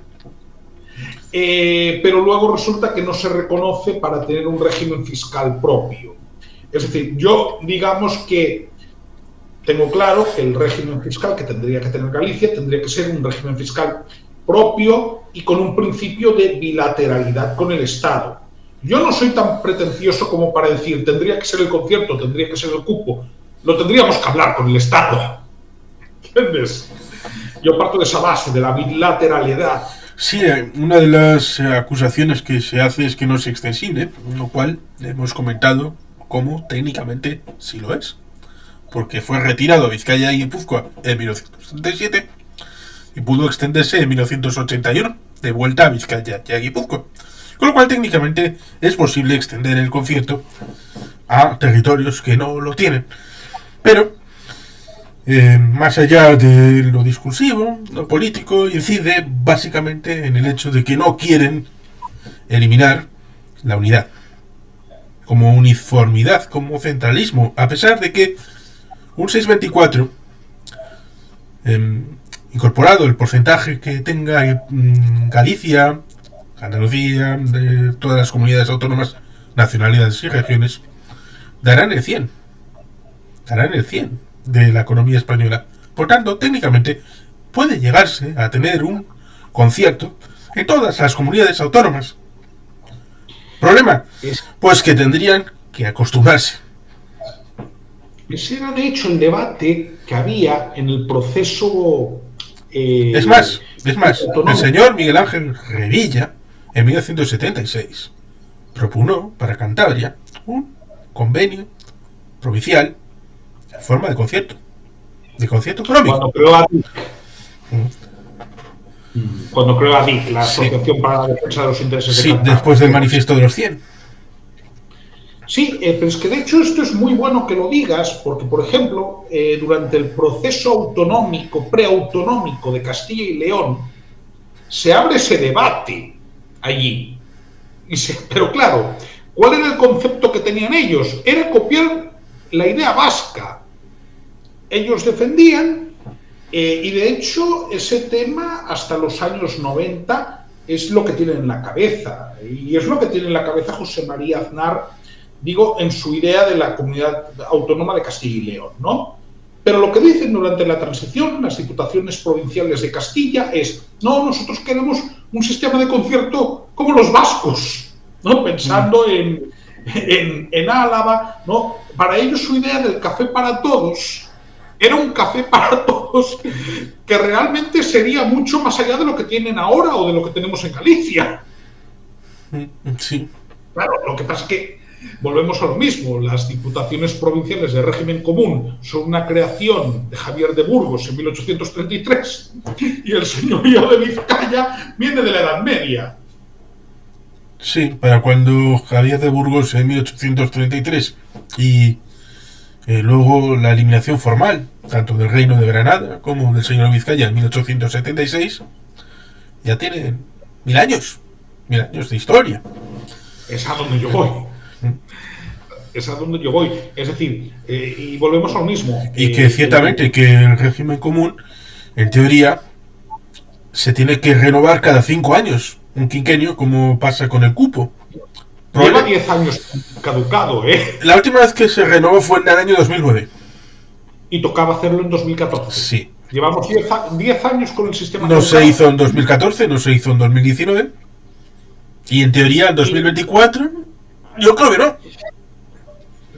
2024 no. Si yo tengo que hacer caso a lo que he leído del programa del Partido Popular para las elecciones gallegas, quieren que se renueve, y sí que me creo que la mayoría de los presidentes autonómicos, incluidos los del Partido Popular, tengan interés, porque una cosa es lo que tú dices en la Plaza de Colón y otra cosa es el día a día de administrar tu territorio, que ahí tienes...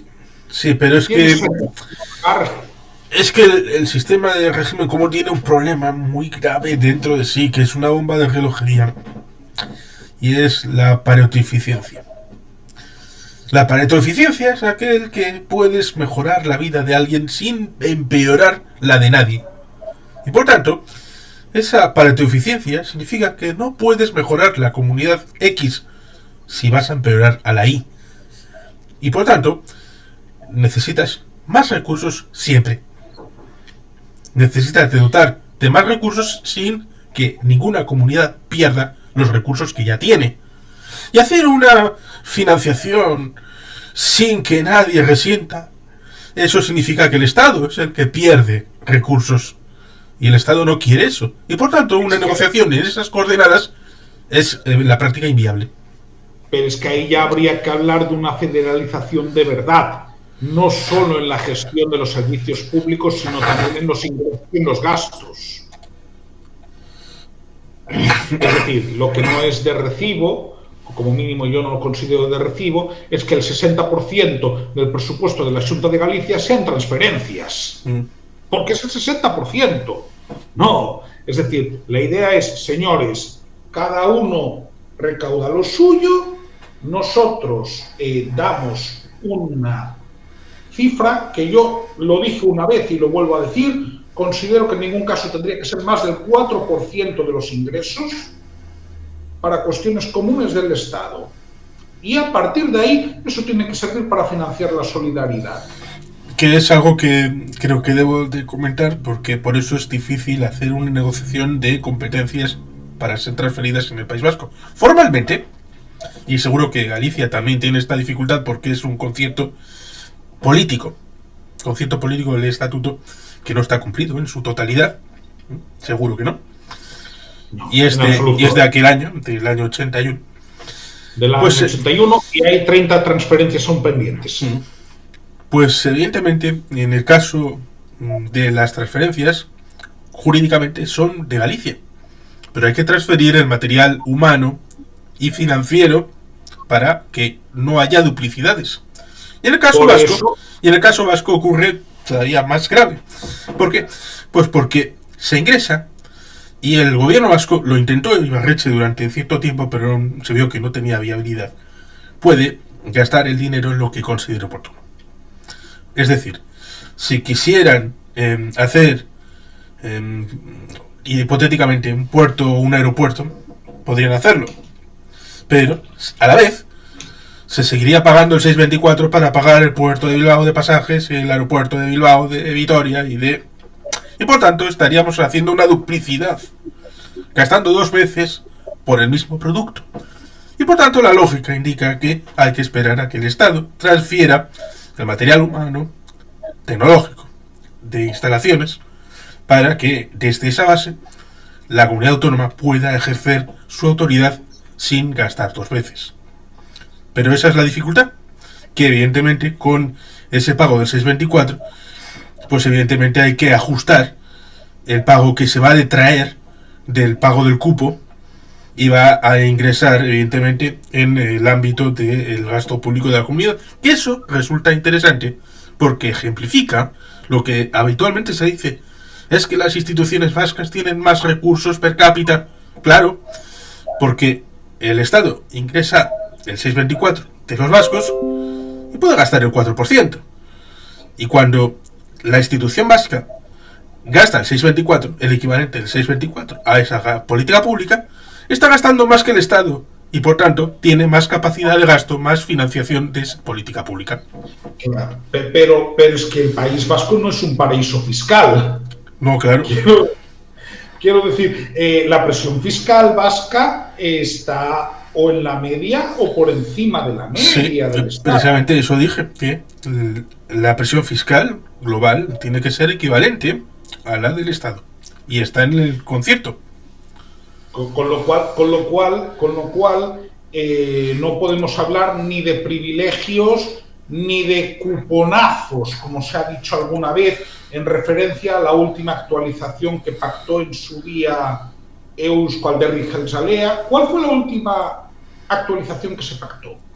La última actualización es la actual, que está entre el año 2022 y 2026 para el quinquenio actual. Pero hay creo que una actualización durante el último gobierno de Mariano Rajoy, ¿no? Sí, claro, porque había habido unos años que no se había hecho la actualización y se aprovechó ese momento de debilidad del gobierno de Mariano Rajoy en 2017-2018, para hacer una actualización del previo y del siguiente.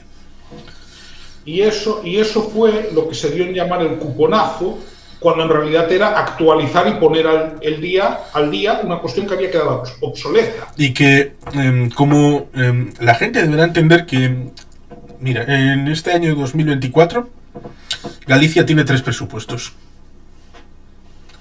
El que se está liquidando del año anterior, el que se está ejecutando y el que se está preparando. Por lo tanto, son 3 presupuestos. Esto es lo que le pasa al concierto con la liquidación. El cupo, evidentemente, hay un cupo líquido que deviene del cálculo del índice de imputación respecto a las competencias asumidas, las competencias no transferidas, y luego un cálculo respecto al déficit y la deuda, que evidentemente se compensa, porque el pago de la deuda puede tener unas compensaciones, pero luego hay que pagar, más allá de los intereses, hay que pagar la deuda en sí, y por tanto, en diferido, en un periodo de tiempo, evidentemente lo que viene de un lado de compensación luego se paga con el propio pago, valga la redundancia, de la propia deuda. Con lo cual es lo comido por lo servido. En una visión de larga duración, evidentemente no beneficia, pero era necesario ponerlo en el cálculo del cupo porque evidentemente esto incide en las políticas concretas de cada año. Pero en definitiva el cálculo es bastante transparente. Cualquiera lo puede hacer.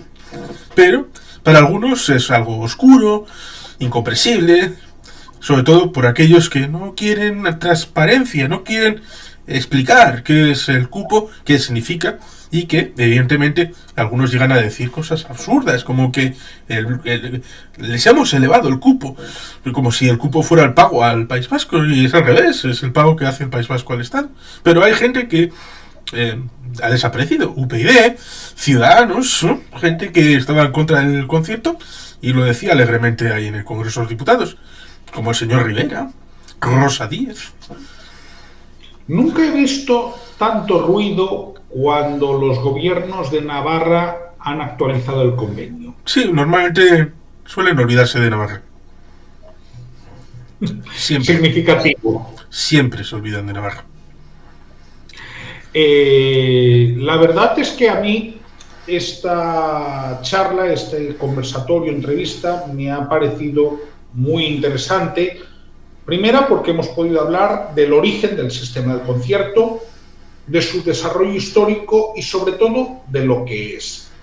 Yo creo sinceramente que cualquier persona que nos vea y que tenga interés en la financiación autonómica lo habrá podido entender. Ese era el objetivo. Bien, yo tengo intención de finalizar el encuentro. Entonces, yo antes de acabar quería preguntarte pues si hay algún tema que te interesaría añadir. No, bueno, a fin de cuentas el sistema de concierto, para aquel que quiera acercarse, pues evidentemente puede mirar, por ejemplo, el tema que has comentado en la enciclopedia que está en mi canal y entender que hay ataques políticos, hay ataques dogmáticos, hay búsqueda de, por ejemplo, de llamadas balanzas fiscales que no tienen ningún puñetero sentido, porque, por ejemplo, incorporan todo el Estado como si fuera un elemento centralista, porque evidentemente en contabilidad, cuando juntas todo, pues evidentemente es más fácil luego distribuir las cuentas. Y pareciera que el Prado es un museo autonómico y por tanto hay que pagárselo a Madrid. Digo esto porque parece que en algunas contabilidades de las llamadas balanzas fiscales se incorpora este hecho. Y por tanto, evidentemente las balanzas fiscales nacen muertas. No tienen el menor sentido porque meten churras con merinas para comparar cosas que no tienen que ver. Pero a algunos les gusta porque son gráficos, aparecen cosas, puedes comparar, cosas que son incomparables, pero evidentemente lo volvemos a ver porque cada cierto tiempo vuelve la rueda al molino. Y estas cosas junto a otros ataques y todo esto pues son elementos que Pedro Luis y bueno a través de un servidor se quieren contrarrestar. Pero evidentemente esto es entrar en cosas mucho más detalladas respecto a privilegios en políticas fiscales, incluso el tema de las sentencias, las causas prejudiciales, que sucedieron en los años 90 y comienzos del 2000, el pacto fiscal respecto a la retirada de 75 denuncias que se habían hecho y que curiosamente en el año 2000, en enero, se pacta entre los dos gobiernos retirarlos. El gobierno español no lo hace del todo. La historia siempre es prolija, vidriosa. Luego habrá que negociar la ley quinquenal de cupo cuando toque de 2027 a 2031. Esto es un ciclo que continúa. No es una foto fija, es una rueda que sigue adelante. Y evidentemente, por lo tanto, si la gente tiene interés en conocerlo, pues comprenderá mejor un pequeño detalle, y es que el sistema de concierto es el mejor anclaje del País Vasco en España. Es la mejor manera de establecer una estabilidad política, económica, en un territorio que ahora mismo está bastante tranquilo. Todo aquel que quiera meter cizaña y quiera favorecer cualquier salida que desestabilice el País Vasco, lo tiene fácil. Ataquen el concierto, ataquen el cupo. Quien quiera paz, que defienda el sistema. Totalmente. Bien, pues yo por mi parte quiero darte las gracias por tu presencia, porque ha sido, repito e insisto, muy interesante. En tu canal, bueno, en mi canal, mejor dicho, vamos a contar contigo más veces. Tengo intención de que vengas cuando se aproximen las elecciones al Parlamento de Euskadi, cuya fecha aún no se conoce porque el Lehendakari no ha hecho uso de su potestad para convocarlas. Y nada, por lo demás, a los que nos estáis viendo, que sepáis que hoy empieza la campaña a las elecciones gallegas. Voy a poner especial interés como gallego en ellas, así que la frecuencia con la que yo voy a publicar vídeos relacionados con el tema va a aumentar, y quiero aprovechar hoy para comentaros que el mismo día de las elecciones, el 18 de febrero, voy a hacer un directo aquí en YouTube durante el recuento, que va a contar con la presencia de Juan Carlos Pérez, que ya se ha acordado y se ha hablado con él. Encantado. No, gracias a ti por aceptar. Y con la del politólogo Paulirola Planellas, que también habréis visto por aquí, porque también lo he entrevistado más de una vez. Comentaremos los resultados en directo, sondeos, reacciones y estas cuestiones. Es el primer directo que hago en el canal, así que si os interesa verme en vivo, ¿no?, comentando, ahí me tendréis. Y por lo demás, ahí nos tendréis, mejor dicho. Y por lo demás, nada, si os ha gustado este vídeo, ya sabéis lo que podéis hacer. Comentad, compartid, darle al me gusta o suscribíos. Venga, un saludo y nos vemos en el próximo.